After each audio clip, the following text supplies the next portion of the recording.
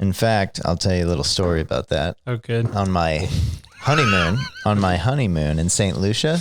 Yes. You know, they have these people who come around and they work for the resort, but they put on these events. Mm-hmm. And they one night we went to the event and had a couple cocktails.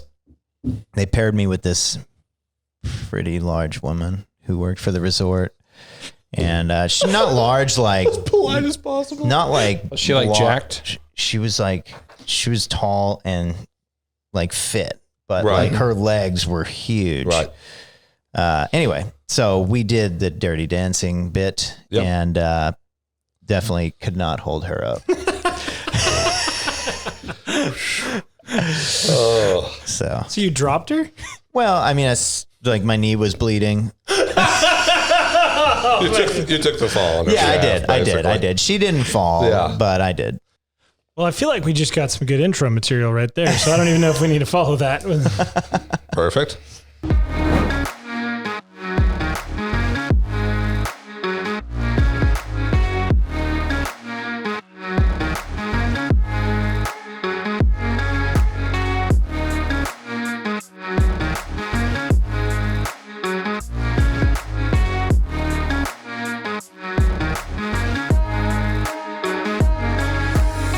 Welcome, everyone, to another episode of The Maven Show. I'm Aaron Hoffman. With me are Josh Malone. Yo! Jeremy Brown. Hello. And we are at Gaillardia Parkway in Oklahoma City at Cornerstone Home Lending, their offices in Oklahoma City.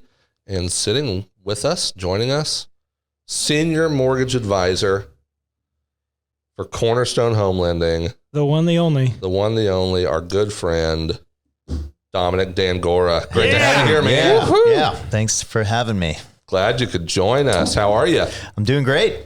I'm excited for today. Yeah, we're thrilled to have you with us. Sweet. Well, how long have you been with Cornerstone? Since January 1st, 2015. 2015. Yes. And you, just a little background for people here. You grew up in Massachusetts. Is it Hull, Massachusetts? That's right? Correct. That's correct. I grew up in Massachusetts. Pretty close to Boston, I guess. Yeah, it's about 20 miles south. So 20 miles south of Boston, a little peninsula. It's a beach town. So it's a half a mile wide at its widest point and 7 miles long. So there's one way in, one way out. Got the bay on one side, the ocean on the other. Excellent. Well, you've got to have some pretty fond memories growing up in that area. So when you look back, everybody kind of has, I mean, some of ours might be a little bit more ridiculous, the memories we think of for our own lives. But so you probably have fond memories when you think of home and growing up. Yeah. So what are some examples you can think of? One of my favorite memories is just going to the beach all the time, getting together with all of my friends, just going down and playing volleyball or just hanging out at the beach. So you just went to the beach all the time? All the time. Yeah. One of my buddies, his house was basically right at the beach. So that was like the meeting point. We would go there. Nice. And it was the ultimate beach house. It wasn't like, it was just, it had a little wraparound porch. Like the side yard was sand. It was like, cool. It's a beach house. That's awesome. You don't really get to experience that in Oklahoma very much. That's cool. That's really cool. Now, was it good, like sandy beach kind of thing? Like good sand? Good sand. Okay, not rocky. Right. Unless we had a storm. But for the most part, when the tide went out, it was just, you could walk for days before you hit the water. And it was just all sand. Nice. Awesome. Beautiful. Yeah. That had to be pretty cool. My experience with that was probably more like, or what it was for me growing up would be, we would go to a friend's house and just play Halo. There'd be like 20 of us. It's like that was our version of hanging out at the beach house. Play Halo and eat Doritos. So, it's like, a little different, but running the same. to McDonald's and spending $100 on the dollar menu. Oh my gosh. Yeah. That's intense. It's excessive. But 20 guys, excessive. 20 guys, that's 5 hamburgers a piece. No, that was his portion. Not that I remember, but it was still probably excessive. So kind of taking this sideways a little bit, taking a turn here, trying to come up with a question for you that might be really self-reflective here. So when you think of certain memories that you have growing up, we all have done stupid stuff growing up, right? So whether it's you're sitting in the truck bed with 15 other guys and you're shooting fireworks at a lunch lady's house at 3:00 in the morning. I can't believe that was a thing. Or sneaking onto a golf course in the middle of the night with like 30 other people. What were you wearing on the golf course at that night? Irrelevant. That's an important question, I think. Something as foolish as that. Is there something you can think of that you wouldn't say it's a good idea, but it's something that would be, you could laugh at, but you wouldn't want your kids to repeat the same thing. And you might be uncomfortable with your mom hearing today. Those kind of pre-apologize to mama. Those kind of memories. There's a lot of memories that I could share that I won't share. But the one that stands out the most is my tattoo. And I'm not against tattoos. In fact, I think a lot of people have a lot of great tattoos. Mine is just not. It was a mistake? It was a mistake. What was wrong with it? How did that mistake happen? Well, mistakes were made. I went to this tattoo shop and I said, I want this. And it's literally a tribal sun. Now this is like, you have to know, this is like late 90s. I'm sorry. Okay. Mm-hmm. Early 2000s. Like with maybe. the seashell necklaces and well, I didn't go that far. Okay, maybe I did. Like the puka shells. Yeah. Whatever maybe. I don't know. But it's a tribal sun with 2 geckos going around it. And it's like a yin and yang kind of thing. Yeah. And it's really, really dumb. And I'm glad it's on my back because I don't have to see it. But I literally told the guy, I was like, look, I want it like this big in between my shoulder blades. And he was like really big. Yeah. Like really big. Yeah. And he was like, I'm not doing it that big. It's a bad idea. That should have been my first red flag. But I went through with it. Forward with it. Got it. Yep. So that was premeditated, right? Like what leads to the decision of like geckos on your back? Is this a dare? You would think. It was just a really, really bad decision. You can get an idea of the ability to make good decisions as a young adolescent, I guess. You make stupid decisions. This one was a very permanent I just decision. didn't know if you wanted to be a Mayan when you grew up or something like that. Like what? Right? I would fit in. I would fit in more. But yeah, I've contemplated. In fact, I was just talking to my wife about it the other day. I was like, can I just get a black rectangle around it just to cover it in? And she didn't like that idea. What about, have you looked into getting corrected? Like doing some sort of I haven't seen anybody tattoos that has like has good results, and I've heard that it hurts like heck. Yeah. Are you talking about like taking it off or like getting it? I've seen like some good tattoo artists, like you have to pay a lot, but they will take it and transform it into something you like. I've thought about that, but it's pretty big size already to grow on. Is it black or is it green? It's black. It started black. It fades. Maybe the best way to correct it is to actually just finish out the scene. Oh, you're right. Like a tropical rainforest fill around in it what remains just around everywhere else. That's right. You could go all like Moana Maui, like his little. It would look better. So it starts like moving and dancing around whenever you flex. Yeah. Well, that's perfect. So, I wanted to ask you, what did you aspire to be when you grew up? Obviously, it's for most people, it's like I was, I got a degree in history from OU. You were some sort of scientist. Biochemistry. Right? Biochemistry. And Jeremy's just a man of the world. Man of the world. Dropout dabbler. No idea we were going to do real estate. Yeah. For you, I can't imagine that it was lending. No, it was not. So like that was your dream, right? No, I can't I wait to be a originate. mortgage lender. It's still my dream. And that dream is to be just I don't know. And maybe it's not even like a long term. I just want to tour. I want to be a touring drummer. And I just want to tour the world. Nice. Play in a rock band and tour the world. Yeah. Well, a pop band, a country band. I don't care. I just want to play drums. Hey, like I'd settle for Bieber at this point. Well, now you need to pick. You need to decide. You pick the band you want to go with. Put it on your dream board. Well, I am a big Styx fan. Ooh, yes, right. Yes. What is what is a Styx song? At this point, they're playing Riverwind. Like I love Styx, but if I'm going to go all out and make my dream come true, I've got to play on a bigger stage. Than you don't want to play in Norman? I don't know, man. There are a lot of retirees that show up for that. That's right. Yeah. That's right. Oh, what a life to live, right? A touring drummer. So it's not even necessarily like a permanent thing. You just want to have done it once, or you just pack up and say, if I could do it permanently, forget it, Brian, Cody, see you guys later. I think now it'd be a little bit harder that I have a family. Yeah. I think I could get away with going on one tour. Gotcha. Multiple tours, giving up my day job, probably not going to work. But babe, the wife won't allow that. It's the dream. Yeah. Anything we can do to help you chase that dream, we will absolutely. Who are we kidding? We don't want him to do this. We want him to be here, being killer at what he does. He has to stick around and still be.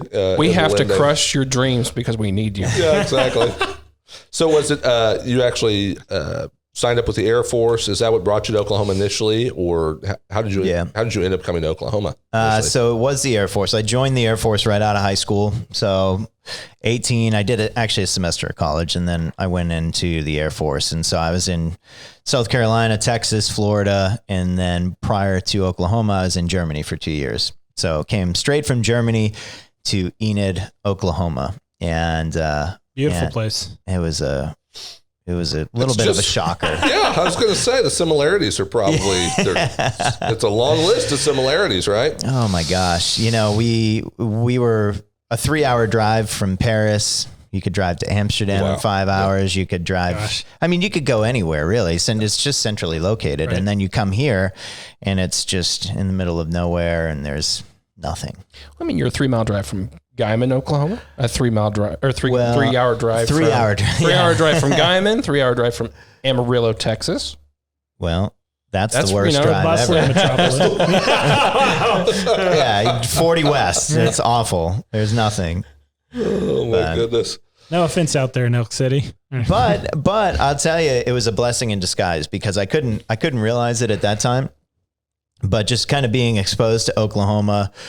When I got out in 07, I moved back to Boston for a year, and then I came back down in 08. And I've been in OKC ever since. Yeah, there have to be some things that you're like, this isn't as bad as I initially reacted. No. And you've got to actually like it. There's a lot of, I feel like Oklahoma City has a lot of the perks of a big city. We've got all of the major things that you need, minus the headache. You don't run into traffic every time you get in your car. You don't have that cost of living. And so I think it's just convenient. It's convenient here. Way convenient. Yeah. So I love it. Oh yeah. No, cost of living is always one of those things that you talk to people coming from California or something like that. They're like, that's the big.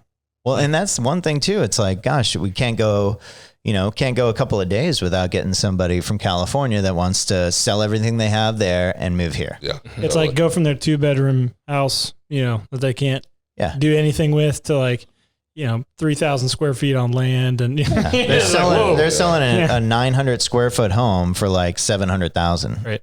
And then they're coming here and they can. People are always blown away by when they go looking like their price point, like they're buying so much less in price and getting a much nicer house. It's always a nice feeling to walk into that situation and like, I can buy this. Oh yeah. Like that's really cool. It was one of the most phenomenal experiences, just to jump in here real quick, that I had with somebody who actually moved from the West Coast, and cost of living was a big factor for them. It's like one of them was getting ready to retire. So they wanted to transition, and we looked at some houses when they were here initially, and then they had to go back for work purposes. And while they were gone, a house came on the market that I just knew this is the one that they got to get, right? And so they were comfortable enough with me actually doing just a video tour, walking through, right? Wow. And then that situation went to multiple offers, and we were able to win in a multiple offer situation that house while they were on the West Coast. Wow. Right. But it's just, now they're here. They couldn't be happier with the living arrangement they're in now. And it's just all like they're completely remote the whole time, basically. Yeah. At least for the, and you know, I don't think they actually saw the house in person until it was like 2 or 3 days prior to closing. Right. So there was a high trust level that had occurred at that point, but to be able to pull that off for somebody, just how satisfying that was to be able to pull that off was just crazy. I'm sure you see examples of people who are wanting to do that, but maybe they can't quite figure out the plan and formulate the plan, whether it's on a financial angle or whatever it is, to actually get it to happen. Yeah. So to be able to do that's just fantastic. That's awesome. Yeah. Secretly, I love the business side of that, you know, like people coming in from out of state, but selfishly, I want it to kind of like slow down. Stop it. Because it's like, this really is kind of a hidden gem, Oklahoma. Yeah, no, you know I what agree. I mean? Like everybody who comes from Boston, they're like all my friends or family, they come and first they're like, oh gosh, I'm going to Oklahoma. Like I want to see you. I actually think that people have the idea that it's just a vast field. Like that's how it was in Enid. There's just we still have those spots. Yeah, we have those if you need them. Yeah, but when they get here, they're like, oh, this place is really cool. There's buildings. Yeah. Yeah. You have restaurants. Well, everything that people know about Oklahoma, like historically, it's like the Dust Bowl, the Depression. It's like Grapes of Wrath, rambling to California. Tornadoes. Yeah. Oh, yeah. Yeah. Yeah. I saw an interview one time, like these people in China, they were like asking them about different places, and like their view of Oklahoma was like horse and buggies. They thought we literally had horses here. Yeah. It's wild. It's a little bit different. That's not, you're right. It's not exactly what everybody might learn in the history class at this point. So taking a hard left turn here though. One of the things we love about Cornerstone Home Lending, you guys are all about the truth. What are the real numbers for people? What can they expect throughout the whole process? Right? This is going to be their monthly payment. These numbers aren't going to be different. You're just upfront, honest, truthful people. Right? So you give them all the facts. Yeah. You give them all the facts and you say, here are your options. I present them with several options and say, now that you have the truth, what are you going to decide? So we love that you do that for people. And so in honor of that, as an homage to that, our way of tipping our hat. Yes, we're gonna have a segment here called "You Can't Handle the Truth." All right, with Dominic Dangora with Cornerstone Home Lending. Love it. First question we're going to start with. This is just to set this up a little bit. We're basically going to ask you some questions here, right? And you can be as honest and transparent as you would prefer to be. Okay. Okay. No pressure. I feel great. Well, we'll see. If you lie, we're going to be able to tell. We will know. Bring in the polygraph. The polygraph, yeah. That's it. All right. So first question. You guys have parties in the workplace, right? Of course. Yeah. People have birthdays you want to celebrate. Oh, yeah. We celebrate birthdays. Everybody comes in. Maybe there's cupcakes. I don't know if there's a preference between cupcakes or the actual cake. It's up to the recipient. It is. Nice. So hopefully nobody requests a vegetable loaf. I don't But think let's say that people are actually enjoying themselves and eating a dessert instead of whatever that is. Mm-hmm. So everybody's in there and they're celebrating and they're singing happy birthday.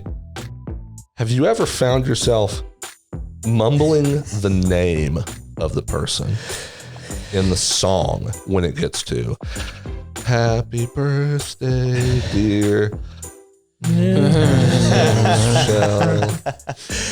Okay, give me the cake. Give me the cake. Yes, I have. But in my defense, the way that it's set up is that we have multiple birthdays. We celebrate by the month. So That's if a me, terrible Josh, policy. and Aaron Terrible share policy. a birthday month, then I can't say happy birthday to Josh, Aaron. Right. You know, it's like too many. There's 10 people up there. So I just, And you only know half their names anyway. well,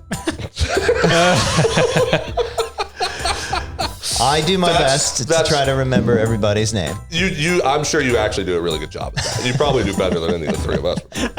So, but okay, so that's you gave, yes, that happens, but you also, there's sort of an aside of here's my defense for why. Yeah. Perfect. Question number 2, Josh. Number 2. Hit him with it. Number 2. Okay. And this is an important one. I feel like it touched on a lot of really, really key things about you and your character. Have you ever eaten an entire large size of chips, like a large family size bag of chips in one sitting? So family size, I don't know, but yes, large bag. Okay. Well, yeah. Okay. Not the party size. I don't think. Nobody here is going to judge you for possible. that. Maybe Josh, but but a large size. Large size. I mean, people know when they have a bag of chips to stop by my office and let me try the flavor. I'm very, very passionate about the different flavors of chips. A connoisseur, if you will. Yeah, absolutely. Yeah. I've got a palate, you might say, that can differentiate the good ones from the bad. So, okay. What's the worst chip you've ever tried? Wow. I tend not to remember the worst. Really? But only the best. Think of the fond memories. That's that's a great strategy in life. Great attitude there. Well, you've really got to be bad to be a bad chip, though. Yeah, no, there's not a lot that make that list. Wrong. There's not a lot. There's some funky Lay's is always throwing, biscuits and gravy. Like who want a biscuits and gravy chip? Yeah, really? no. I mean, I would try it. I mean, I'm not saying I won't try it. Well, see, But some of those, I don't even know if I'd try that. I don't even know if I'd try that one. Biscuits and gravy? Yeah. It wouldn't be a goat. Like you'd try it if it was open, but you're not going to buy it. I mean, I'd probably ask if anybody has anything else. Right. I try the things. It's typically not like nasty. It's just never. It's most of the time it's not. It doesn't live up to the flavor of like. It's like you've hyped it up in your brain. Yeah, it's like this is buffalo wing flavored chips. And it's like it's a spicy chip. It ain't the chicken. I have been let down more times with the buffalo flavor chip. They never but did I've it right. been blown out of the water too with Doritos, the buffalo one that they made, which has been discontinued. Discontinued. Yeah. I thought it was the best chip I've probably ever had. Wow. Yeah. That's interesting. Okay, so but a wholehearted yes. Absolutely. Oh yes. yeah, I've done it. Well, yeah, I've heard stories about when you often. We have our sources, and they said, right. Snack drawers and stuff like that. Well, the team has snack drawers. They've given me full access to those snack drawers. I hear they've basically taken it on. What kind of workplace would this be if you have snack drawers? I hear that they've taken it on as a responsibility to just make sure that you've got snacks. They've done that on their own, but they do feel the need to make sure that I have snacks available throughout the day, which is great. I love it. It's because you get hangry. I do. That's I what do I'm get told. hangry. Yeah. I do get hangry. Now, very much so. You probably provide like community beef jerky, right? And Ashley Brown does a great job of providing that. Although I did give her a beef stick this morning.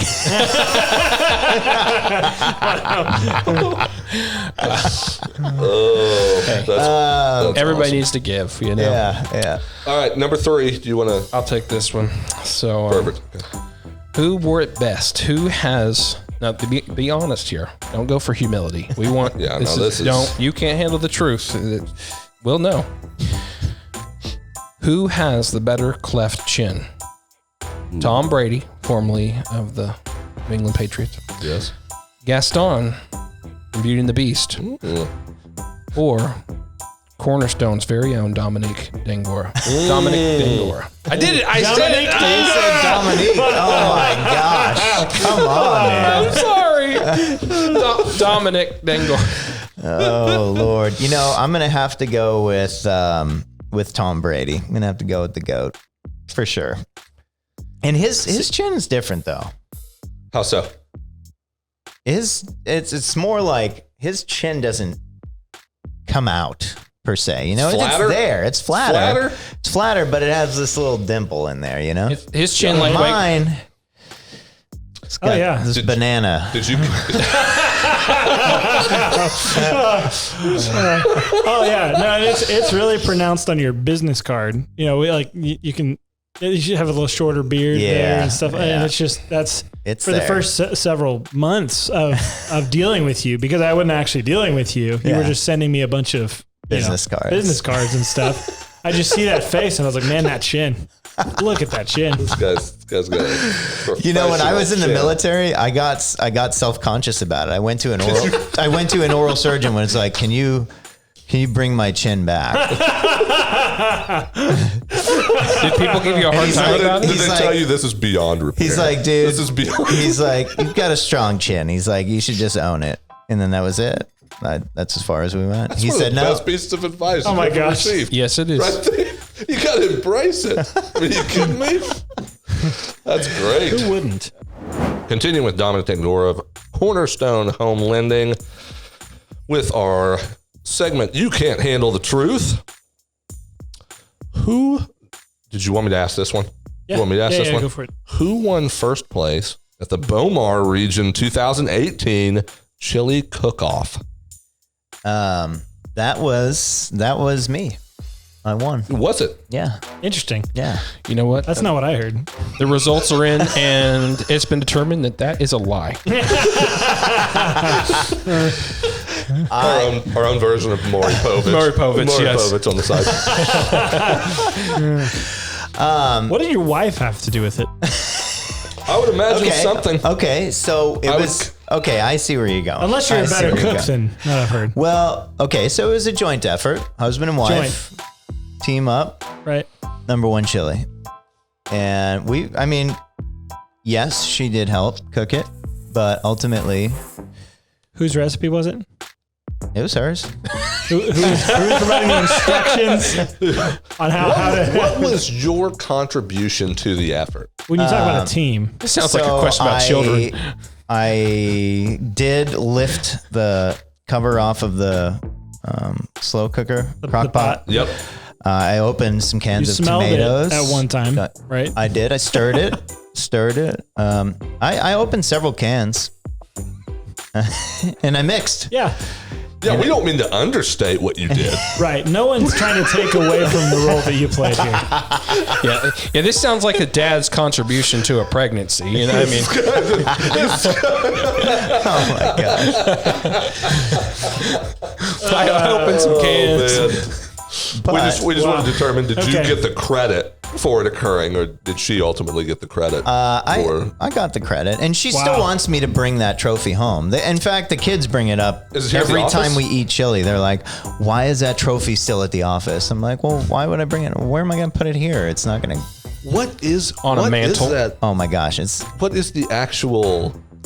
It's a character. It looks like the Hulk. Yeah, like ripping out of his clothes. We need to get some video footage of that trophy with him. What is the thing? Is it like is it made shaped after a person, or like what is? I have no idea where that came from or how it originated, but it's the best trophy I've ever received. That's awesome. I totally believe that, hands down. Moving on. In fact, we also won the following year. 2019. Back-to-back. Yeah, back to back. Wow. How does that happen? Like, is it just she's just got a killer recipe? Has to. I mean, there's a secret ingredient. Ooh, I bet we'll get more on that later. Yeah, we will. Maybe. So how many times?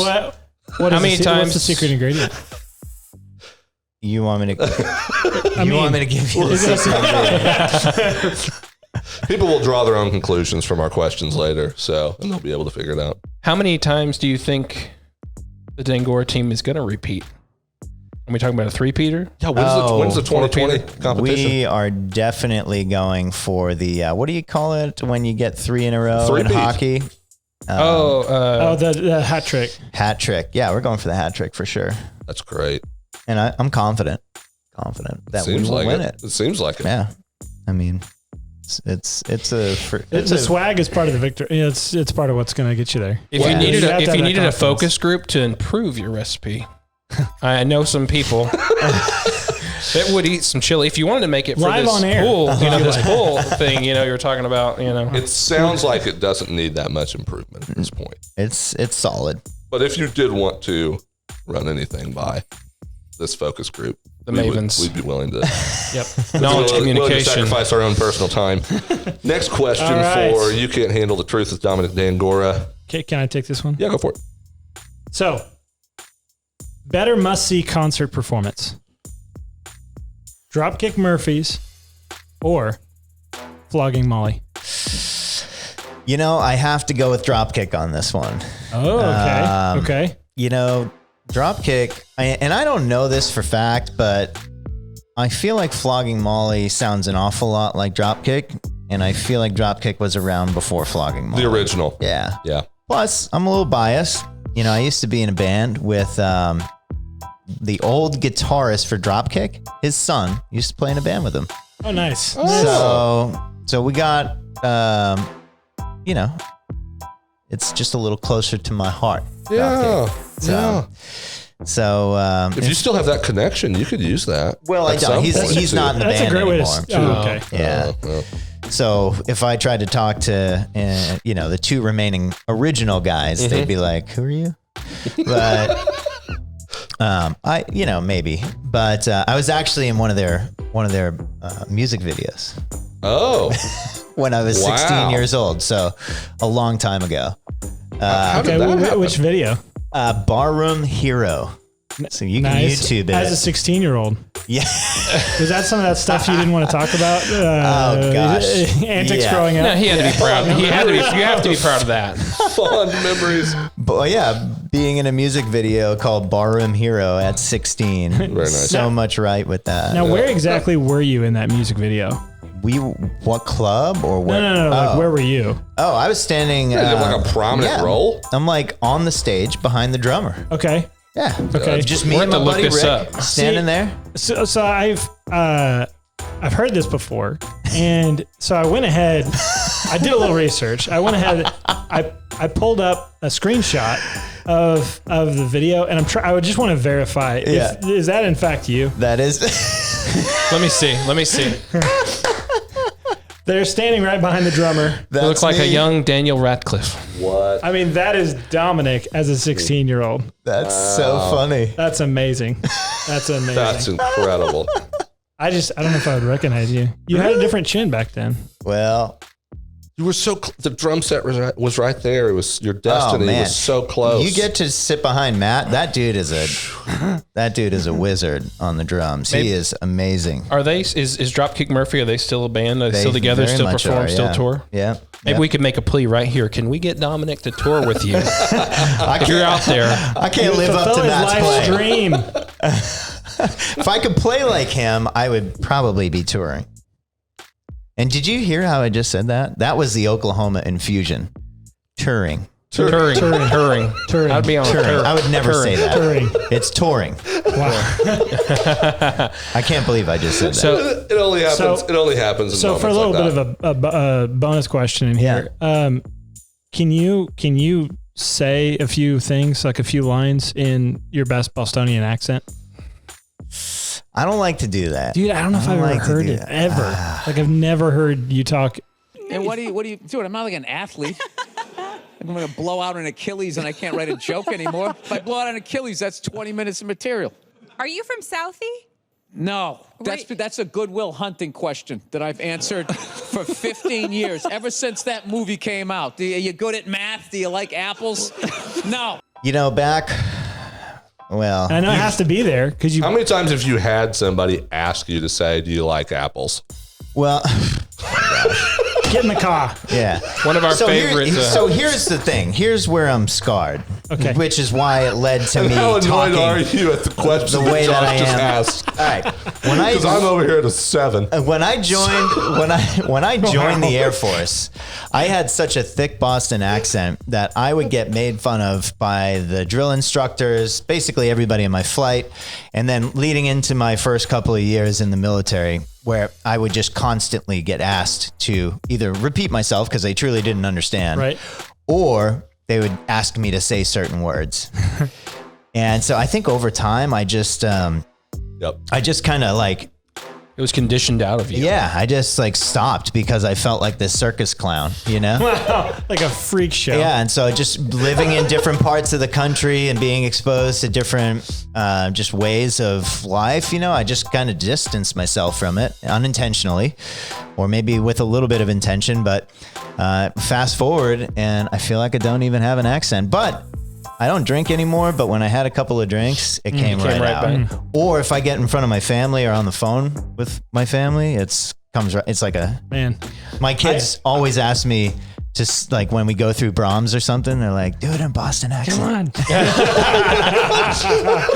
That's good. Or dance monkey, dance.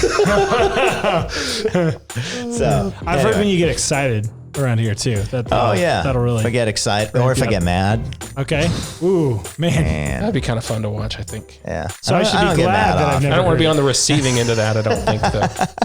Jeremy. One of our favorite Bostonians is Bill Burr. We all love Bill Burr. Bill Burr. His honesty. Yeah. You know, he can handle the truth and dish it. I've been talking recently with some friends about Boston. So Boston's a weird place, right? It's aggressive. It seems that way. It at least has the reputation. Yeah, that's the perception. Like, it's not uncommon for you to go out to a bar and see a fight. Sure. It's just not uncommon. Yeah. And it's funny because Bill Burr has a skit or a bit in one of his, stand-up where he says, and this isn't verbatim, but it's something along the lines like, there's no other place in the world where you just walk into a bar and you feel like somebody's just going to hit you over the back of the head with a beer bottle. Except for Boston. And it's so true, in a lot of ways. Now, he says something about he says that in a way that's like it's kind of sentimental to him. It's kind of like that. It's just like, man, I miss home. That reminds me of home. That close to the heart. But I was talking with my some distant relative. Well, not distant relatives. My brother-in-law's father-in-law. Mm-hmm. And he was in Boston last year. And literally last weekend, he's telling me a story. He's like, we were out at this bar. He's like, and what seemed to be a group of friends just at the end of the night just started fighting each other. And I was like, I just started cracking up because I was just talking to my wife and our other friends about it the week before. So it was just testament to. So I thought they were getting along. It's just like, yeah, that's what you do when you're friends. That's what happens. You're getting along, and then by the end of the night, oh my god, somebody's going to throw a chair over the back of your head. So next question, moving on. You can't handle the truth. Did you want me to do this one, Jeremy? Yes. Okay. Yes. This is a good one. I don't want to touch that with a 10-foot pole. Dominic Dangora with Cornerstone Home Lending. Thank you for joining us here. When was the last time that you fake laughed? That's something your wife said. Again, be as honest as you are comfortable. As you feel comfortable. I feel like you've talked to her about this. This is a safe space, Dominic. And she's totally like, Nope. Let's see if he'll admit it. Ask him about his fake laugh. That regular, huh? I think she did that on the chili cook-off too. She's just behind the scenes. She's behind the scenes directing these questions. I think, I don't know. I don't know of a specific time. But I can probably assure you that it's happened recently. Okay, it's probably recently. Okay. Probably, it's one of my nervous tics. Like, I laugh, I release this pressure. Yeah, just laugh about it. So maybe we should take this a step further. When was the last time you fake laughed at something that one of us said? Was that right there? Was it right there? Caught it on tape. Damn, it sounds genuine. All right, get out of here. He's really just covering up. That's all that's going on. Oh gosh, man. Yeah, I can't pinpoint. I just thought you were really nice. Just kidding. I do love to laugh, so it is genuine most of the time. Okay. Well, and she's actually probably pretty funny. She is actually really funny. She makes me laugh a lot. Is it her doing something funny or saying something that is Both. just funny? Okay. Both. She'll do things intentionally to try to make me laugh. Yes. Like I'll be on a business call and she'll walk by and do the escalator, past the office. Sure. And then she'll peek in, peek out, and I'll wait 30 seconds and she won't do it, and then I'll turn away and she'll be like,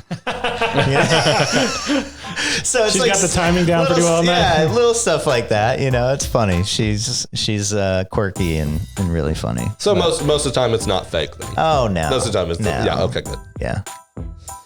Excellent. Okay, next question. Josh for this one. So in light of your love of sticks, yes, which I'm really glad that came up. Now we're getting down to the nitty gritty. This is good. This may or may not have something to do with what I presume it to be the secret ingredient. This next question, depending on how you handle this, could alter the rest of your life. Okay. This could really change your future here.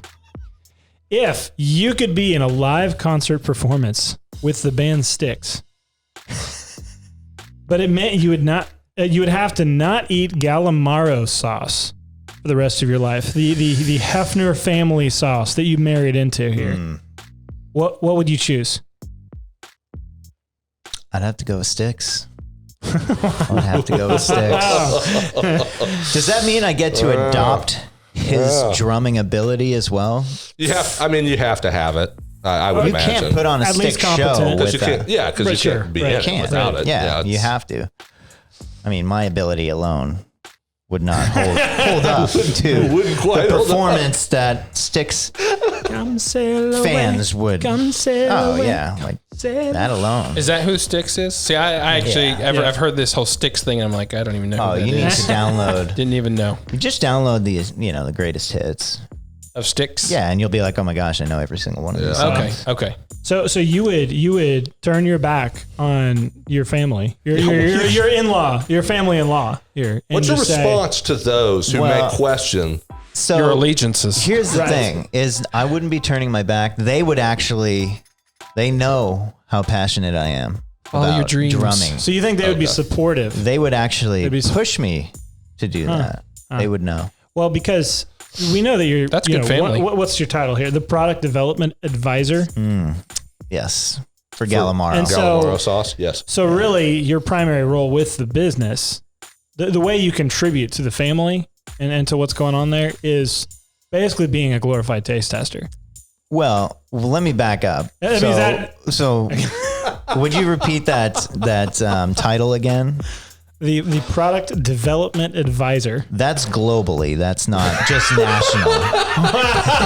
That's the international. Wow. Yeah. For all of those questioning that. Yes. Yeah. I knew that people were probably wondering. So that's a necessary correction. I am. Yeah. So I'm glorified taste tester. Okay. Yeah. Have you given constructive feedback on the development of that product? Yeah. When I have it, I let them know. I'll tell them, this doesn't work, or this does work, or this is great, and we should continue doing this. Okay. I'll offer my advice, my expertise. Do they? How do they take that usually? Is it just like you're wrong, or is it? No, they're open to the suggestions. They realize the palate that I have. Gotcha. So they've got to appeal to that East Coast base. That's right. And you're not going to do it with Midwest palate. That's right. That's exactly right. Now, what is Galamaro sauce? What do you really like Galamaro sauce on? Oh, man. Okay. It's versatile. Let's talk about first the chili. All right. We talked about a secret ingredient. Well, the truth is it's not so secret. Everybody knows. Sure. But they just, if you replicate that, you're just. I mean, what kind of person are you? Yeah. I mean, there's a lot to bring into question at that point. Yeah, that's just it's basically theft. Like a pirate. If you know what, somebody comes to the next year's chili cook-off with Galamaro, then it's on. Yeah, that's right. They literally buy it from galamarosauce.com. Yep. Or Amazon. Yeah, Amazon, wherever. Yeah. They literally buy your sauce and then use it in their chili just to see if they can win. I would. That would be dirty. I hope somebody does that. Oh, that's great. Good in chili. Chili, spaghetti. Look, I grew up Italian, so everything was a big process when it came to a spaghetti sauce. You cook it overnight, all of this. No, you just get a thing of Prego, pour it in, put a little bit of Galamaro in there, and it's delicious. It's like a completely different sauce. And then really the best is just, any kind of meat that you cook on the grill. Yeah. Just dip it in.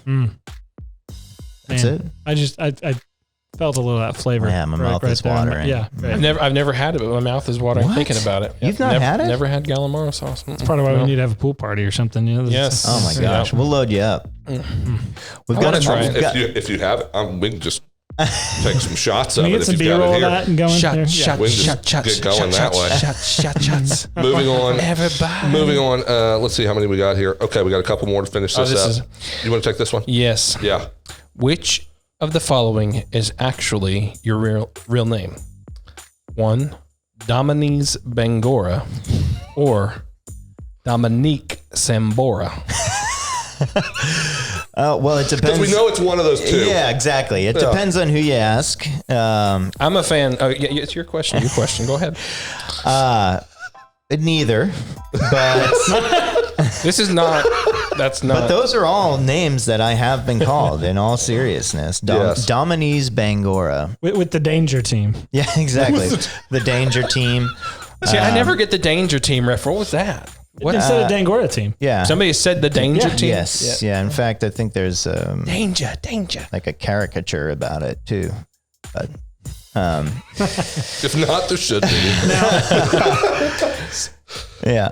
Okay. And now, if you could pick one, I would think it would be the one that would probably work better as your drummer name. Dominic Sambora? Bangora. Or Dominic Bangora. Bangora. I love it. With the drums. I love it. Yeah. That's a really good idea. So when I tour. When you go touring. When you tour. You need to go with some kind of Latin group, basically. Right? Totally. Playing like Despacito. I'm actually touring with Santana. I'll be playing percussion. Wow. That's good. Dominic Dangora. Yeah. Going fantastic. on tour in about an hour. Last question here, wrapping up. You Can't Handle the Truth segment with Dominic Dangora from Cornerstone Home Lending. Did you or did you not get rejected when you sent in an audition tape for MTV's The Real World and instead had to settle on an appearance on the television series House Hunters?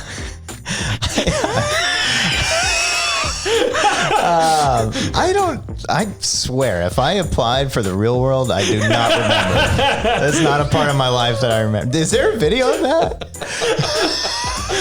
Yeah, it's back in that time. You can't remember. You can't quite remember what happened. You just had I was on House Hunters, but I'm going to say false to The Real World audition. So half truth. Half truth. Here's a half truth. Okay. So what was the most iconic moment for you in the filming of House Hunters, or like the best clip that you thought was really representative of the process from the episode? It represented the process of the filming, or just you were most proud of? I don't know. I guess it was pretty cool to see it on TV. You know, other than that, I wouldn't do it again. Did you look at the counters? What color is that? It's poop brown. Not even close. The white appliances are deal breakers. We have a stove from 1965, it looks like. Everything that I want is not in this kitchen. Did you? It's a fun memory for all your friends to reference every once in a while, isn't it? As most people do. Were you cringing while you listened to yourself on TV? Okay. Yeah, absolutely. Yep. You're always like, that has to be difficult. I mean, we hate the way that we sound when we listen to ourselves on this thing. We assume most people do. But there's got to be a small population on this planet who enjoy listening to themselves talk. I think I'm a magpie. You know, I just kind of like hearing myself, you know. A magpie. Is that true? I don't know. Yeah. The perfect response from you as well. I don't know. There was like a moment of false hesitation. Thinking about it, just, I don't know if that is true. Yeah. So, okay, great. Great conclusion there. Closing out, You Can't Handle the Truth with Dominic Dangora from Cornerstone Home Lending with us. Way to play. That was fantastic. This is a great game. Handled it like a professional, like a true pro. How did you get connected with Cornerstone? Talk a little bit about your path into the lending world and getting connected with such a great company. So how'd you get started? What led you to this wonderful place? So I got into the business originally in 2011, and I started with just a company that was specializing in VA refinances. And I saw kind of the rates start to go up at that point, and I knew that if I wanted to make this a career, I needed to move to something just more sustainable. And so I eventually left that company after about a year and a half, and I went to Stonegate Mortgage, which they offered purchase money, which is basically helping somebody to finance the purchase of a home. Mm-hmm. So a lot different than a refinance, way more involved. Mm-hmm. And I had no idea. I kind of faked my way into this position. Like literally, I think they were disappointed when they actually found out that I really didn't know a whole lot. And I did that the first year. I funded 16 loans, which is not a lot. It's the equivalent of like 3 or 4 real estate deals in a year. Yeah, that's not a lot. You can't survive on that. Yep. So I had a tough time, and but throughout that year, I kept coming across a company called Cornerstone, and some of the top LOs here, they would always come in, and if I was up against them, they always got it, always. One time I won. But I knew that they were doing something different. They were doing something special, and I wanted to be a part of it. So I got in touch with Brian Bomar, who's the regional president, and he agreed to visit with me. But prior to visiting with me, he asked me to send my production report for the year. Mm-hmm. And when I sent it to him, he looked at it and basically politely said no. And to no fault of his own, you know, I had 16 loans. That's nothing to write home about. Yeah. So he was gracious. So he said, like, get your production up and then let's revisit the conversation then. And so that really fired me up. And so I read a bunch of books and started implementing some of the practices. I read Todd Duncan's High Trust Selling book, really implemented some of those strategies and practices. And that next year I funded 60 families. So it was 16 to 60. 16 to 60. That's not bad. Yeah. Those are pretty good. And so I went back to Brian at the end of that year of 2014. And, I said, hey, here's what I did. And so he looked over it and he gave me the opportunity to come on board, and the rest is history. Wow. Yeah. That's awesome. So that probably felt pretty good right there. Oh, it was amazing. Yeah. It was like it was such a relief to know that I was going to somewhere where I knew that I could grow and be a part of something really unique and special. Mm-hmm. So it was awesome. Mm-hmm. Yep. It was awesome. But what were some of those things? What were some of those things even early on? I mean, I know you mentioned a little bit about just different LOs who were here, and anytime you were going up against them, it was just like, they just keep beating me when I'm doing this. Yeah. And other than that, were there specific things that you knew were occurring with the way that Cornerstone operated that you were like, oh, that's totally different? Yeah. Why would I not want to work in a place like that? I think one of the biggest things is whenever they said something, they delivered on it. Like I was never at a company before where I could say, hey, we're going to do this, this, and this, and be able to deliver on that every single time. That's completely foreign in this industry. Yeah. It doesn't happen anywhere else that I know of. Because you're so far removed from the decision makers a lot of times. Yeah. Yeah. And it's like what they've done is they've really it's kind of their definition of integrity, right? They say, like, if we say we're going to do something, we are going to do it. And that's the reputation that we've built. They've built prior to me coming here, but we've built upon. And that's what you guys know. You guys know if you send a client to Cornerstone, what we say we're going to do, we do. Yep. And we deliver on time every single time. Right. And that is huge. That's gold. You can't do that anywhere else. Oh, yeah. Well, and from what I can tell, it's like both a mix of being cautious with, committing to something a little bit, not really slow, just like thorough. Yeah. But then having the direct access to some of those decision makers to where you're talking to underwriters, you're like walking around the corner, knocking on their door, being like, hey, can we do this? Or what do we have to do this? And what has to be in place for this?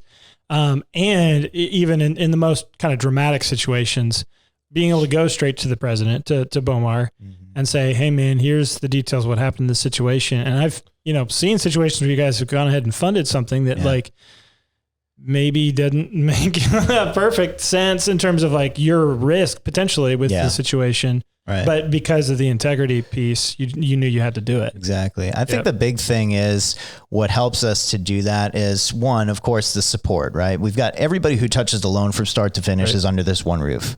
Closers, underwriters, funders, processors, everybody. Yep.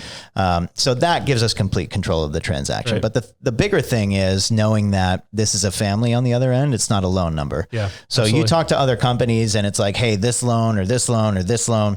No, it's this family. And they have just trusted us to help them with the biggest financial decision that they'll probably make. Huge. And we tell them, yes, you can sell your house. Sure. You can pack up your house and you can move into this house on this day. Yep. We're not going to call that person the day before and say, hey, you know what? I'm sorry, we missed something. So my fault. I apologize. Dude, no, it's not going to happen. Experienced that. We've all experienced last weekend. that. I mean, there was a deal I was helping you with. It was, So that's the level of commitment and integrity that we operate with. And it's hard to get people to realize that that's a real thing before it's too late. And unfortunately, oftentimes what will happen is those who do not realize that go with somebody else for whatever reason. And then all of a sudden that happens. Right. And now it becomes a really big issue. And maybe they went somewhere because it was $100 cheaper or something like that. Yeah, or now advertised as $100 cheaper. Yeah, exactly. But now that $100 is going to turn into thousands and possibly the loss of the home that you wanted to buy altogether. Right. And it's like, I'm not saying we're expensive. We're not the highest price or anything like that. We're very reasonable. We're competitive. We're very competitive with the market. But you also know with 100% assurance that you're going to get taken care of. And to me, I'll pay a little bit extra to ensure that happens, especially with buying a house. Right. Well, and the biggest distinction there, I think, even with the numbers and what they really are, is you guys are honest and transparent about the actual costs throughout the process of a transaction for people, as opposed to somebody who wants to advertise, some of these lenders who are just there. The national. These national lenders are fantastic at marketing. And then it's like, here's this interest rate. And then what they don't tell you is what you have to, it's going to cost you some cash out of your pocket to buy down the interest rate that they're advertising as if that's the real interest rate. And then by the time they go through that process, this is $2,000, $3,000 more than I anticipated. Because they're doing something that you could do if they wanted to lower interest rate, is helping them buy down the rate, to advertise a better rate or something. Yeah. I mean, we had a guy last week who came to us from one of the well-known online lenders, and he was approved for this house. And when he found out what the actual payment was going to be, it was way more than because they showed him $70 for insurance on a $350,000 house, and the taxes were like $75. Oh, my gosh. Dude, the payment was off by like $500. No, on those two pieces. Yeah. Because you're paying basically 0.1% every month. That's right. So, no, that's even one of the things I know that we love and appreciate that when we're working with clients too. Because one of the things that we do often is work with first-time home buyers. And so when we're working with first-time home buyers, one of the first things we want to review with them is go through actual numbers and expectation for monthly payment. Because a lot of people, when they've done house searching, if they've gone to Zillow or gone to any of these other websites or like lenders or whatever. Here's your estimated monthly payment. And principal and interest are just very off. It does not it does not actually include the taxes, the insurance, the particular interest rate that they would actually be qualified to receive. Like it's. Yeah. And you guys, I found that to be really consistent. Like, with the people that we send to you, it's just like we have very similar numbers. When we go through that process, and that's part of. And with these people, like typically the first time home buyer and the first time home seller are the most fearful people in the whole process. And when they have numbers shifting up and down and all around and all that, like they just feel lied to so fast, even if it was just, I wasn't detailed enough. And so the fact that they oftentimes are pleased by the outcome because it's a little bit cheaper than they were planning up front is like so good for helping manage those fears and helping people feel comfortable through the process.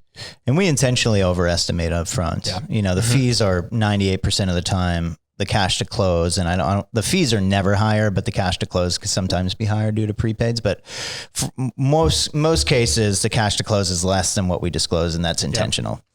But like Aaron said, the whole thing behind our process is to just create an educational process. A lot of times other lenders are selling, I've got a super low rate, I've got low fees, and they're selling based on this price. Whereas, we sell based on education. We don't even sell. We just provide information, ultimately let them decide. Because a lot of times they're not getting the information they need. We had a couple where they were definitely approved for conventional or definitely really good buyers, but the lender they were talking to was taking them FHA just simply because they were the number one FHA lender in the state.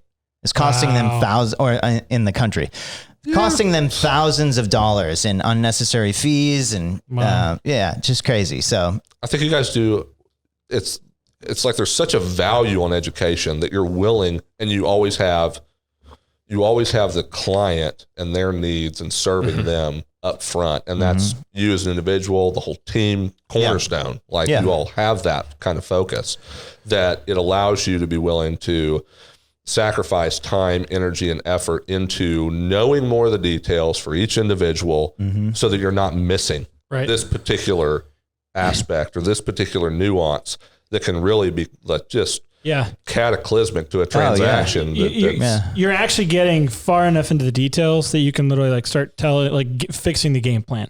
And tinkering with the details. And that's something that we see because, for us, like you could show the house that somebody wants to see all day and it's a waste of everybody's time. Right.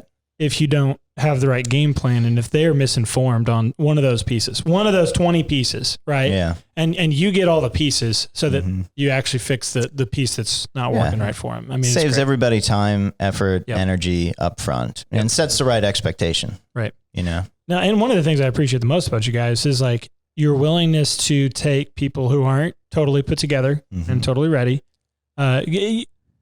With an office here in Gaillardia or something like that, you can be pretty intimidating, this gorgeous place, right? I've definitely had people who've walked in who are like more kind of credit repair, working on stuff, and they're like, I felt like I was out of place. But as soon as they sit down and actually start talking to you, they're like, wow, this guy cares, is listening. Yeah, it's just so really apparent. wants to understand what's going on and doesn't care that I might be a year out. Yeah. He's going to give me the focus and attention and be present with me in a way that's actually going to fix my problems. That's right. So and that's so huge for everybody. Yeah. We want to give everybody a plan. Not everybody is ready, but for those who are willing to put forth the effort, we'll be willing to put forth the plan. Right. Or put together the plan. Yep. And I think I see that a lot. If we wear a suit and, somebody comes in just regular clothes and they feel a little overwhelmed or, like I should have dressed up, but that's not the case. That's not the case.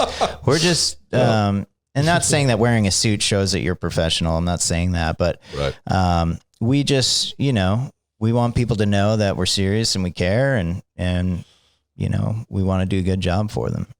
Yeah, no, and I guess that was one of the things that was most apparent just working early on alongside with you on transactions was how much it was about caring for the person, their individual needs, helping them overcome obstacles if they had those, even some that were extremely severe. Yeah. And then one of the best examples where we see this occur is in occurrences where it's they've been pre-qualified with another lender, and then we're 2 weeks into a transaction, and then it's, sorry, even though you've paid for inspections and you've paid for an appraisal and you're this far along, you're out $1,000. You're out thousands of dollars.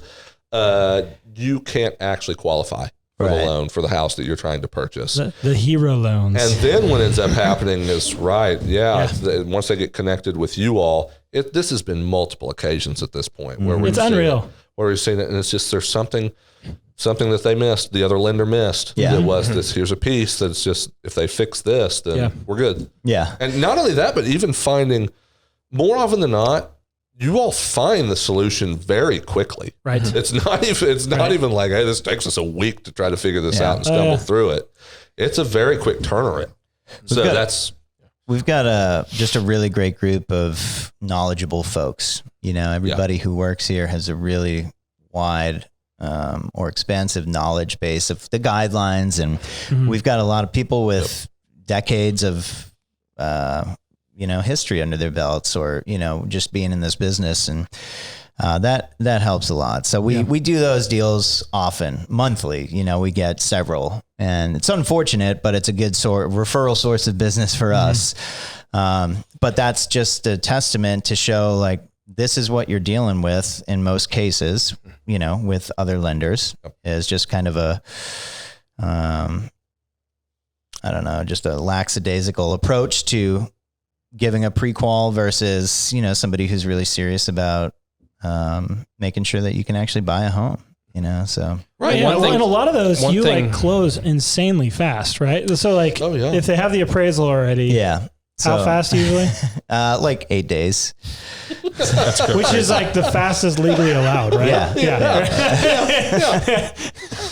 Not a bad turnaround time to solve it. One thing that you've definitely done with that too, with the hero stuff, even I know Josh and I both have had times when we have a lender that maybe it's close, maybe they can still save it. And you've been willing to like advise us on how to coach the other lender on how to fix the problem we have to where you can even save it before having to go that far. I mean, there's times where, I'm sorry, I didn't mean to cut you off. It's just that's like awesome. At the end of the day, that's just kind of going back to the fact that it's a family, right? Yeah. It's not alone. Right. I'm not going to be selfish enough to withhold that information. Totally. I understand the turmoil that they're going through. And if I can help them just get to the finish line, then I'll just do it. Yeah. I don't have to try to get that deal and save it for me. Oh yeah. Just get it done and get them in the home. Well, and that's why amazing. that's one of the pieces why we trust you so much is because it's like, we know we can consult with you. We can get the answer, whether or not it benefits you, you're going to give the best advice you possibly can. Yep. And, I mean, we deeply appreciate that. Yeah. And I've tapped into that so many times.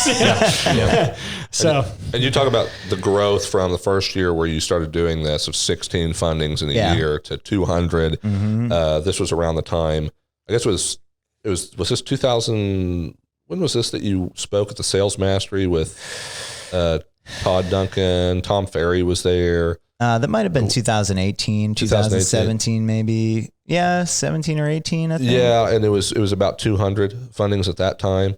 And then now, how many are you doing per year? So we're on track to help about 300 plus families this year. So it's pretty crazy. That's excellent. Went from 16 to 60 to 97 to 198 to 215, 255. And then this year we'll do over 300. Yeah. Crazy. that's awesome. This is That's crazy. awesome. That is great. But I will say, none of that, I can't take the credit. All of that is due to my team. My team's fantastic. They've got, you guys know this. I mean, they're just an amazing group of girls, and they're just so dedicated and so. They're fantastic. Oh my gosh. Yes, they are. Knowledgeable, willing to go out of their way, put other people first. Like they're just take initiative to solve problems, all of it. It seems it's embraced as a team. It really is. Like the commitment, because I can't tell you how many times I feel really bad because I know, hey, you know, this isn't your business. And, but I'm asking them questions after hours, and I know they're working sometimes really late. That's right. We're going to talk about that. No, but I mean, just their commitment. I don't know how you get employees that are that committed to where they feel the obligation to care for these families too. I mean, it's amazing. I think taking him away from being an employee and making him part of the team is what really helps solidify that. And just being there and being present and being willing to listen and just lead. And, I mean, they've been there. I don't consider myself a great leader at all. I'm in training all the time, and I am just so thankful that they are so gracious with me as a leader, because I'm constantly, but the thing is I'm constantly learning, right? And I'm intentional about that, but, they are absolutely amazing. Yeah. So I agree with that. I mean, we all remember what happened whenever Ashley Colabella tried to leave. Disaster. Then she moved to Boston. And then they figured out how to remotely bring her back in. Gosh. Yeah. Godsend. You know, Ashley is fantastic. She's been my longest standing team member, and she's been with me 5 years. So over 5 years now. And she is just the epitome of dedication and hard work to a fault. Oh my goodness. She's killer. Sometimes works too hard. Internalizes it sometimes. So yeah. No, she's great. And the whole problem solving, like I know that, they always defer to you for the problem solving, but it's amazing what they do, like without you. Oh, I know. The stuff that they fix and all that. They don't need me. It's so good. Yeah. Very rarely. Yeah. Very rarely. No, they're great. And Eileen and Ashley Brown and Trish, I mean, they're just fantastic, and you're right. The problem solving, I mean, they have grown to just develop just a knowledge base of how to deal with these situations. And a lot of times they really don't involve me unless it's like kind of crazy. Yeah. Yeah. And that speaks to their leadership too, and their initiative to hone their craft. Yep. So. Yep. They're awesome. Think of it, You mentioned this about just like leading a team, and you don't necessarily feel like you're this excellent leader of a team or something per se. It's just, but you have to do some leading and direction and that sort of thing. What are examples of maybe bumps along the way or obstacles you feel that you were so thrilled to, like, whether it's just these great highlights of overcoming, you knew that you had reached a level of, it's not like a level of cruise control or something where you're satisfied, but you're like, you see it coming together and the team is taking on the mentality of self-sacrifice, putting people first, taking initiative to solve problems. You see it working together in a way that was, and I know some of that is it's maybe not necessarily one singular moment, but it can be types of behavior that you see consistently where you're like, that's the first time I've seen something like that happen. And you knew that you were so thrilled to be working with these people. So, I think for us, there's been, the growth. We've never really had an opportunity to kind of just chill, put it on autopilot. And I'm super grateful for that. But, it seems like for us, what I love about the team so much is that they're willing to adapt. And we've had to do that because we've kind of experienced this growth where it's like up, and then instead of coming down, it just kind of plateaus for a minute. And then we grow again, and then we plateau, and then we grow again. Each time you grow, we have to adjust. And I hate to say it, but we've got to pivot. I've heard a lot about pivoting since COVID. The new normal. We've got to pivot. But really we do. And so each time that happens, we have to adjust the roles. We have to look at what we're doing, how we're doing it. Can we do it more efficiently? And what we are used to doing and what we're used to knowing is now different. And we're going through that right now. So we've just continued to grow, and thankfully, we have had, it's a good problem to have, but it creates challenges. And so just the team's ability to say, okay, we're getting ready to take on some different challenges or different responsibilities, and we know things are going to change. Their willingness to do that is what I see as like probably the biggest growth in the team. It's like flexibility and yeah. Well, even directly tied to growth and just the level of success that you all can collectively obtain. Yeah. It's interesting that's when you look at that, it's like that's never lost on somebody here. Yeah. Yeah. We're always continuing to grow. So we've not been complacent as of yet, although we'd like to be a little complacent right now. A little more might be nice. We're like, okay, we need just a couple of days. That's right. I thought in terms of what was some of the most crucial moments or highlights where you guys came together as a team and overcome great obstacles, I thought maybe, or just how you guys help motivate one another throughout the day. One of those examples I thought you might reference would be dressing up in the middle of the office so that you can play your drums. It's kind of, I could be wrong. That's sort of how that moment. That's sort of how this appeared one Halloween day.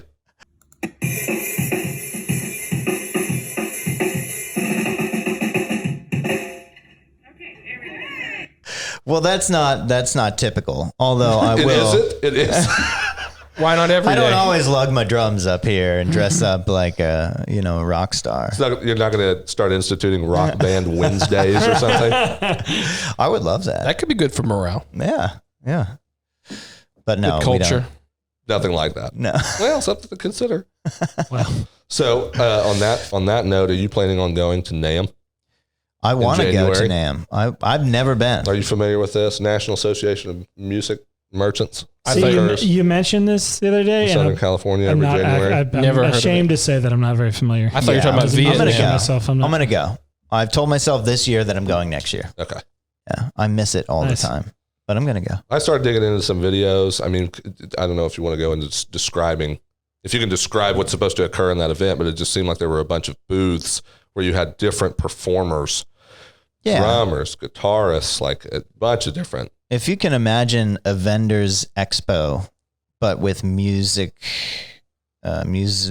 equipment, right? Okay. And then just a bunch of famous musicians walking around. And then one of them deciding to go up to a set of drums and just play. Here we go. I'm going to jam out for a while. You don't get that anywhere else. So it's not really like a concert. It's like it's something. They do have some scheduled performances and whatnot, but for the most part, people are just, or you get 2 drummers that are like, oh, you're playing right now? Let me get on this kit, jam along. Like that's just something you don't see. There's just a lot of like organic collaboration type stuff. How many songs do you think have been written at NAMM? At NAMM? Yeah. Or just like people are like, oh, we're doing something together now. We got to do a collab session. I don't know. That's a really good question. I'm sure that has to occur once you have enough people at that level, that skill level, in an environment like that. You're like, I've never really thought about playing with you. Yeah, let's do a collaboration. No, I figured that would be, you definitely want to go to that. Yeah, I'm going to go. That had to be like where Chris Stapleton and Justin Timberlake were like, let's make a that's 12-minute long song. That's happened An amazing music video. Yeah, that's a great song, by the way.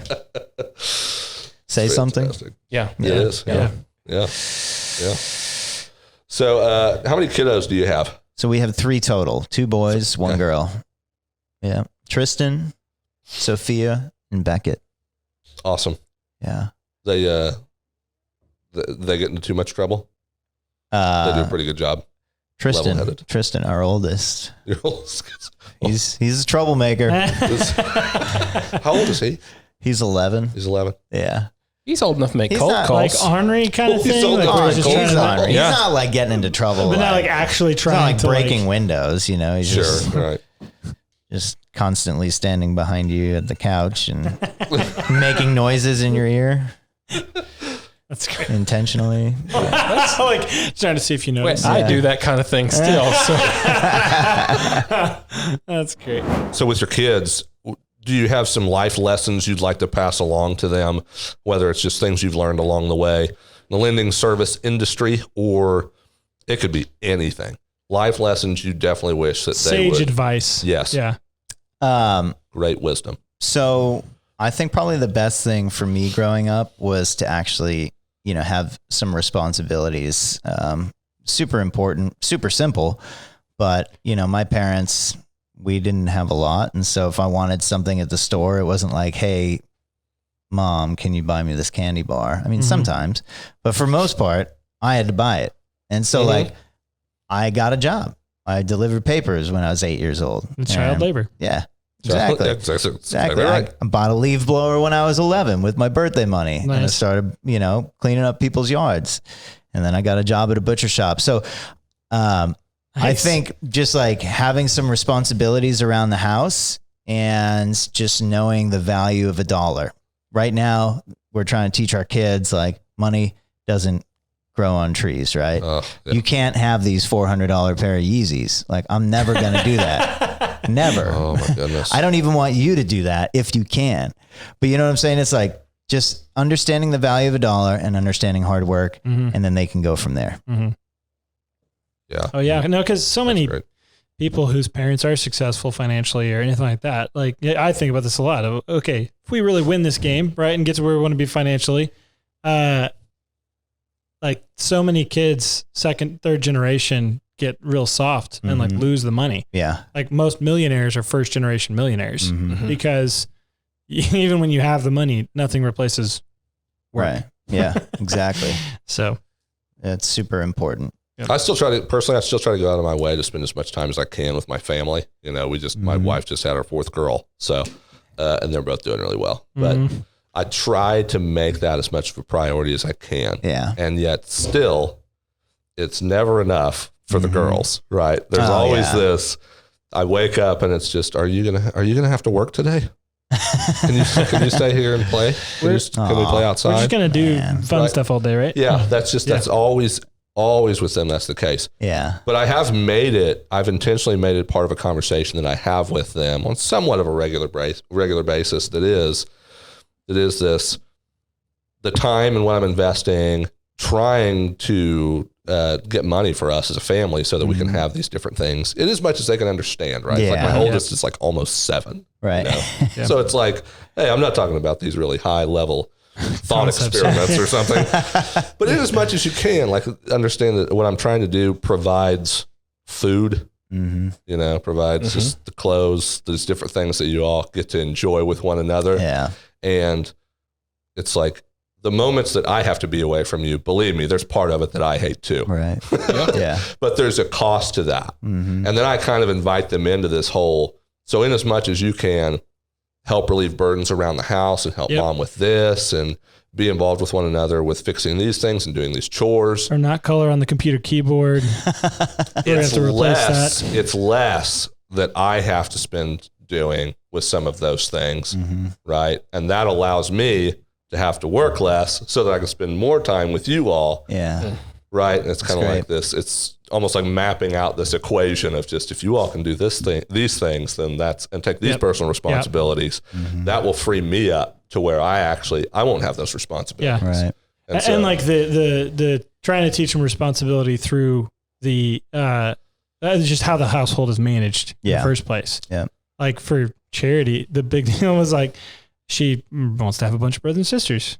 And it's like, well, for that to work, you're going to have to figure out how to do a bunch of work here. You gotta help. And she's like super motivated by that. Yeah, that's so cool. And there's nothing about it that is like, at least from what I've experienced, there's nothing about it that is this, they hate it, they can't stand it. That's just, this, we have more stuff to do or whatever. Yeah. It's just, it seems at an early age, there is this, okay, this is a thing that's actually a good thing for me to be doing because of what it does for everybody in the family. And it's weird, my old 5 and a 6-year-old grasping that. Yeah. It's powerful. That's really like good. they can actually do that. So yeah, that's really cool.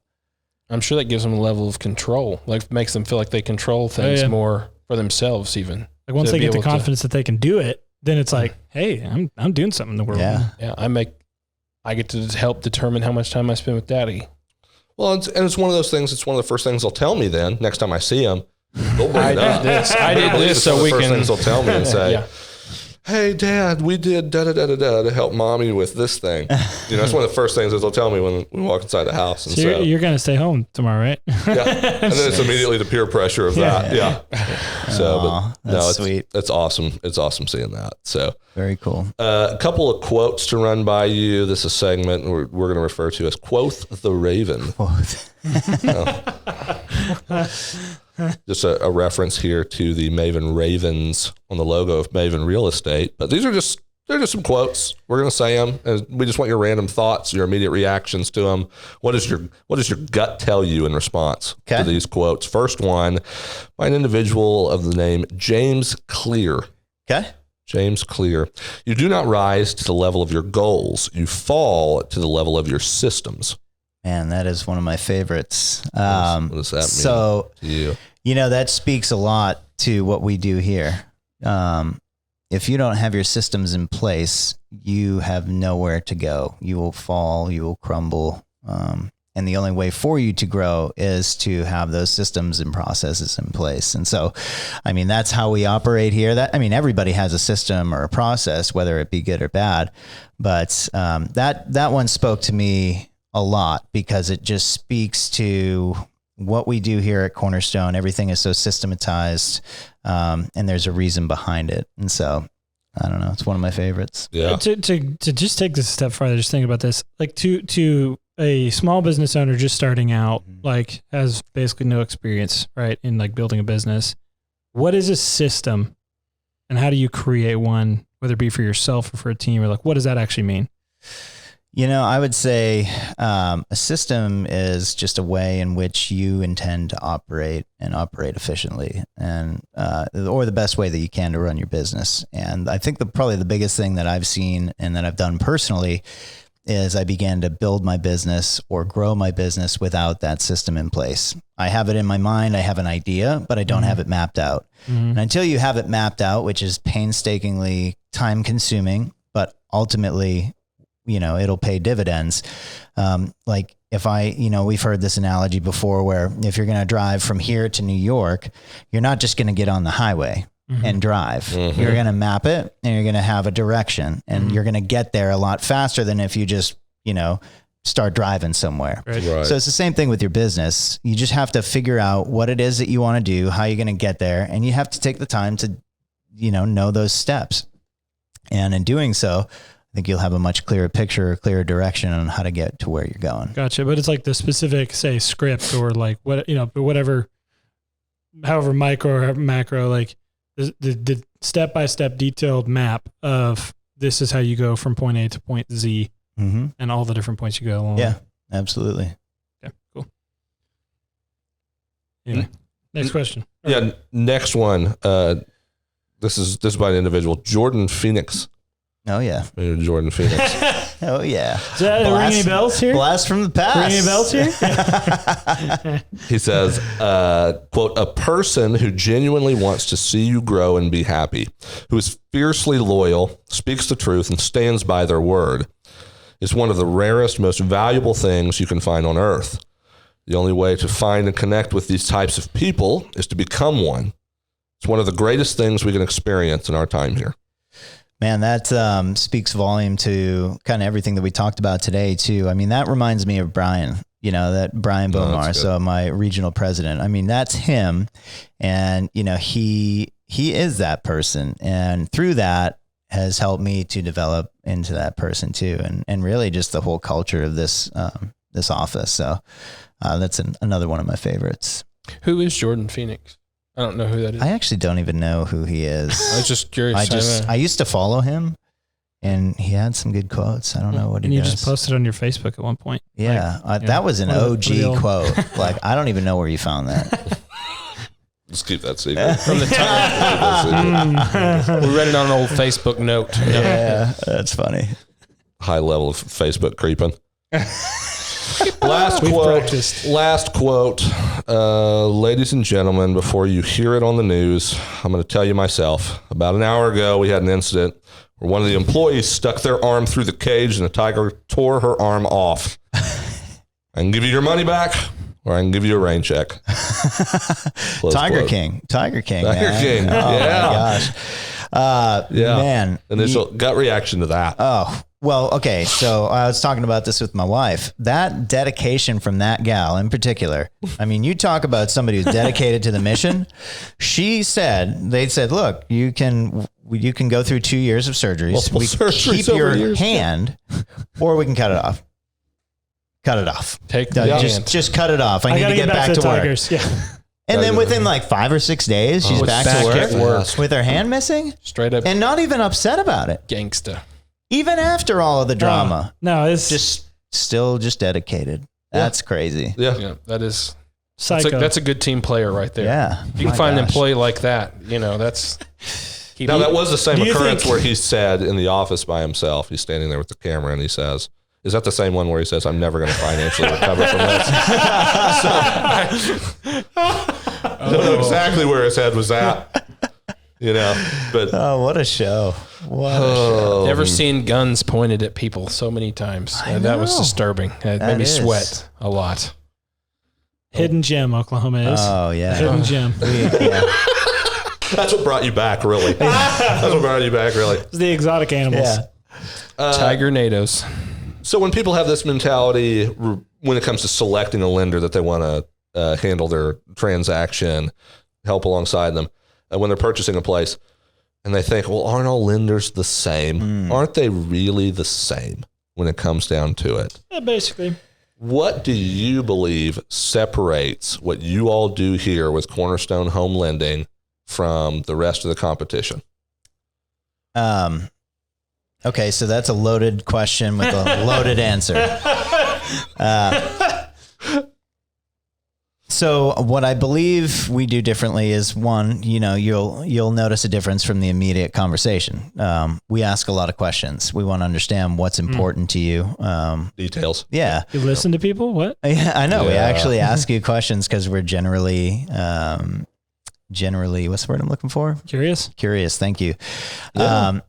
And detailed. Yeah. We know that matters. Yeah. Yeah. So, I mean, I think you'll notice right up front, just our level of detail, our wanting to know what you need to do in order to get where you need to be. We're not going to say, hey, we've got the lowest rate or the lowest price. We're just going to deliver a level of excellence and professionalism that I would just encourage anybody to, challenge me on it. Call me and then call somebody else and let that speak for itself. Oh, yeah. There's just a difference in the way that we operate, and we take that very seriously. So, that's probably in a short answer. You actually have the team and the resources. With your team to handle a lot of people. Yeah. So we operate with a team model. We've got several people that are trained in specific roles and areas with each part of the process. And what that does, it helps us to streamline everything and to make it real efficient. So when you have people that are specializing in certain areas of the process, they get really, really good at that. Yeah. And so you kind of just go from step to step, and, from start to finish, it's very smooth in most cases. Whereas if I'm trying to do every single step, that's when it starts to, get a little bit hazy. And things can start to fall through the cracks and get missed. And that's that's so much to take on for one individual. Yeah, it's too hard. Yeah. It's too hard to do. And you really can't do it efficiently. Totally. With more than, 4 families a month or so, which at the end of the day, it's hard to do. So. Yeah. And you talked about, I know that we visited about this previously, where when you actually started working with Cornerstone, there were individuals here. Cody was one you had mentioned, who greatly influenced as far as just your level of knowledge and education with how all this works, and having that experience and know-how already here for you to draw from personally as you build your team. I know that's been... Cody's it's something that does separate. I mean, the level of professionalism it's your team. It is Cornerstone Home Lending. Mm-hmm. Yeah. Right. That's what would have been some of the best points of correction for you that you've gotten from guys like Cody or Brian or people around here. Like, in terms of, we know growth comes from like being criticized a lot of times and being like, I totally screwed up. I got to fix this. Like, what have been some of those corrections that they've brought to you? Well, a lot of my success is I have to give it to Cody for just in terms of like mortgage and team building success. And Brian has a lot to do with that as well. But when I first joined on, Brian was giving me a tour of the office, and he said, you can sit here in this office, or you can take this office over here. He said, but if you take this office, it's right next to Cody's, and Cody's really loud. He said, so if you want more privacy than that, you might want to take this office over here. And so I saw that as like a huge opportunity. And I was like, I know who Cody is. I know he's great. He's famous. He's stolen loans for me. Yeah. He's like a guy. And so I intentionally took the office that was right next to his, and I would listen to him on the phone through the wall. Like, I'd be really quiet and I'd listen and I'd take notes. And then there would be times where I would just be outside, his door would be open, and I'd have my phone out, and I'd just be standing in the hallway pretending to text somebody, but I was actually just writing down what he was saying. Just like, no big deal, just casually. And, eavesdropping. Even though I could hear Cody could also hear me. Yeah. And so, he would hear me on a call, and, you could obviously tell that this person was, just getting one over on me. And just working you. Crumble, and he would just IM me. He'd be like, dude, that was awful. Come in here. We've had some of those moments in the office. We would talk about it. Really encouraging times, right? Yeah. You suck. Mutual eavesdropping. Exactly. It was very beneficial for learning. Yeah, it was huge. That's awesome. What would you say, putting it as simply as possible, are some of the most fundamental mistakes you see potential home buyers making they'd love to be able to purchase a house? But it's just, these are the mistakes that you see, and you've now done this for years. What are mistakes that they seem to be like the recurring? It keeps people from purchasing when they really, really love to. I think probably one of the things that I see the most is people waiting too long to get pre-qualified. They find the house, and then they're like, oh, Josh, I want to go buy this house. Have you been pre-qualified? No. Talk to Dom. They talk to me. In that time, the house sells. Yep. And it's unfortunate. It happens all the time. Is that kind of in line with what you were thinking in terms of that question? Sure. Yeah. Take the time to do it and do it right. I can, we can spend a couple of days making sure that we have everything and we have it all buttoned up and then put you in a good position. Right. But when you come to a lender and you say, I've got to do this right now because this house, and then they jump and they issue a letter prematurely, and then all of a sudden you get under contract and now you can't even buy that house because again, they didn't take the time up front. So take the time, get your ducks in a row, then go looking for a home. Yep. Well, and I think one of the things that people delay on is, well, it's like a couple things, but one of them is, they think they're going to like get a little thing polished up before you see it and that'll be better or something like that. Oh yeah. Sure. Yeah. When, it's either that or like the fear that, there's going to be this is going to really hurt my credit, or to have a lender take, it's like a car dealership sending it to 15 financing companies or something like that. It's just like killing your credit. Yeah. And so like, I think sometimes they think, oh, this is not, the best thing to do to prepare. When actually, if they take the hit on the 3 points or whatever it is on the credit score, like they come out the other side and have a way better plan, even if it's 6 months or a year out, and actually know what they're doing. So there's a misconception that having your credit pulled is going to negatively impact your score. Right. Yep. Now, what people use to monitor their credit is a completely different scoring model than what we use on the mortgage side. So, and not just you. Yeah, exactly. Just the mortgage lending world altogether. Yeah. Completely different scoring model. It's not the FICO. It's a different model. So there's several different models. You've got a consumer model. You've got an auto, if you get an auto loan, insurance, if you go to shop insurance, all these different models, they calculate different scores. And so the mortgage, generally the most strict of them all, because they're going to pick up all of your credit history. Whereas, I don't know this for fact, but for hypothetical example would be like Credit Karma only goes back 2 years. Well, if you have a medical collection from 3 years, your score is going to look great on Credit Karma. It's not going to look as good on ours because we're going to pick up everything. So one, there's a misconception that if you have your credit pulled, it's going to drop your score. Well, the bureaus actually lock your scores for 30 days after that initial mortgage pull. On top of that, the credit scoring model works in 20-point tiers. So if you have a 660, right? Or let's say you have a 670 and then you get your credit pulled, then let's just say hypothetically it moves a point or 2 points. It doesn't matter because you're in a tier and it's a 20-point tier. So 660 to 679, 680 to 699, 700 to 719. You're not going to move 10, 20 points from a hard inquiry. Yep. You may not move at all. Yep. And then this understanding, or, people are like, well, we're going to pay some stuff off. And then they pay the wrong stuff off. You pay off a collection and now your score goes down temporarily. Oh yeah. That's right. No, I've had people who, like, a different bank and a different lender, before they came and talked to you, told them to pay off a personal loan of $10,000. Yeah. So they literally scraped together $10,000, and these are not people who have $10,000, right? Who does? Yeah, sure. But it's like they scraped that together, and then at the end of it, it actually hurts their credit. I've seen it so many times. Because basically it's paying off one of their open lines of lending early when it wasn't actually hurting them significantly. So. Yeah. I mean, sometimes it's, you can do it with little to no money out of pocket. You get somebody who has 2 credit cards. One has $1,000 balance. The other one has a $10 balance.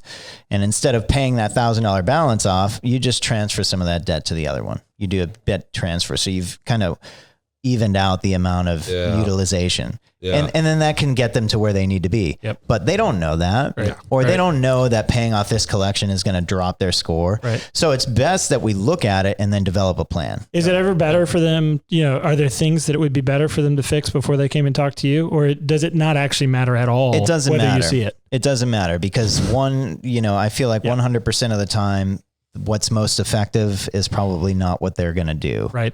Because they just don't know. I mean, we have the software to know exactly how much to pay on this card to get the max result. Like, we have that information. They don't. Right. And the key, I think, that these people need to know is you can re-pull their credit. Like, once you do the fix thing, then you re-pull and it's great. If they say, well, I'm going to wait and pay this car down and see what happens, we can take your current score and then simulate what it would look like if you paid that down. Right. And if that's very effective, then pay it down, and then we'll rescore it. We'll do what's called a rapid rescore, and we update it on the bureau's side in 5 to 7 days. Yep. So much quicker, much more effective. Yep. I would say, don't try to do this on your own. Yes. Yeah. Just trust the professional. Yeah. Well, and something we've seen recently, at least I've seen, is that even where you get your money to pay for things can have long-term effects. Oh, yeah. Goodness gracious. It's very important about where the money you get.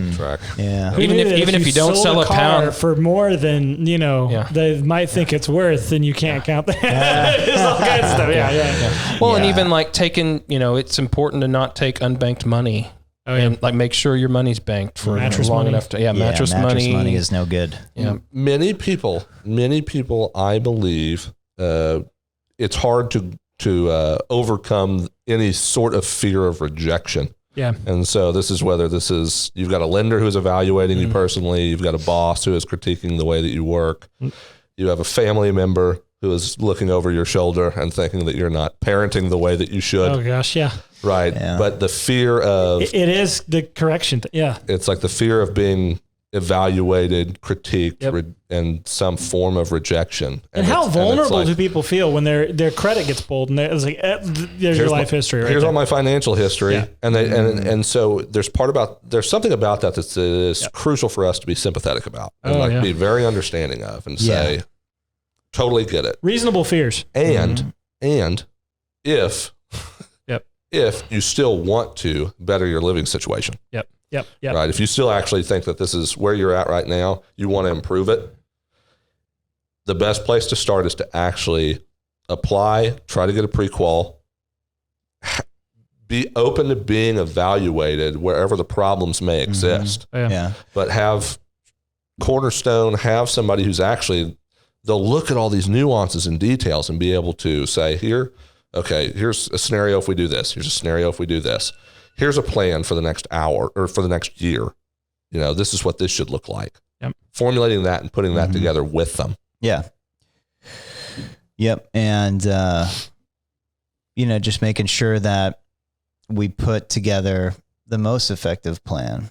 There was something that I was going to say. I'm like losing my mind right now, but can you? Yeah. Well, it's like it's so similar to like this fear of correction thing. And you think oftentimes people feel like if we hide from our problems for long enough, or even trust themselves to have the best solution. Right. Yeah. Right. It's not even that they're necessarily full on board avoiding it. It's just that they think that they've concluded the best way to try to solve it. It's like, but me kind of doing it in my own little world, I'm going to insulate from other people and I'm going to but eventually, you're going to look at the whole history anyway. It's all going to come out. They're going to have to face the music, even if they fixed it already. Yeah. But we're going to find it, and we're going to, do what we need to do to help. And oftentimes what is going on is most people don't know. They don't know this business, and they don't maybe know the best way to approach it or how to get past that. But we do. We do this all day, every day. And we're very well versed on how to get around things or how to fix something. And so just talk to a professional, don't be afraid. Right. I get it. It's hard to, put everything out in the open, but we deal with everybody professionally and find a sympathetic. Find a trustworthy professional. Cause it's not just trust a professional. Cause people hear that all the time. It's like, oh my gosh, how many times has that screwed people up? It's find a trustworthy professional who actually knows what they're doing, can explain it to you, is listening to the details of your situation to where they can actually get the nuance of the matter. Yeah. And then can actually speak to it professionally. And that's exactly what we find in you guys and why we keep going back, man. Awesome. I love it. Thanks. Yeah. Yes, well, thank you guys. Thank you. Yeah. This has been wonderful. You're our hero ever since you chased after us for months and months and months before we actually, gave you the time of day. Really glad we finally did. We were stubborn, but you caught us. Thanks a lot, man. Dominic Dangora with Cornerstone Home Lending. It's fantastic. Really appreciate you guys. Thank you. I appreciate it. It's been a pleasure. Been great. Thanks for watching the Maven Show. Yeah. Hope you enjoyed it. We'll talk to you soon. See ya. See ya. Thanks for watching The Maven Show. Be sure to subscribe to our channel for all the latest clips and episodes.